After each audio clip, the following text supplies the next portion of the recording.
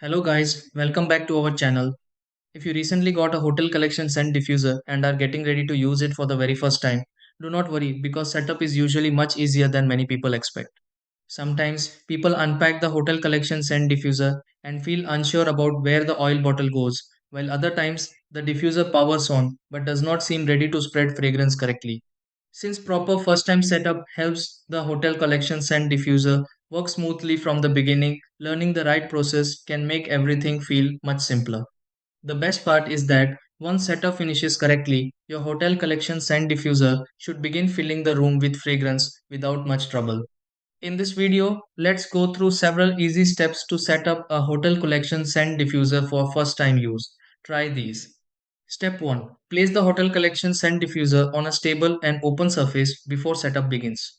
Step 2. Insert the fragrance oil bottle into the hotel collection scent diffuser carefully and securely.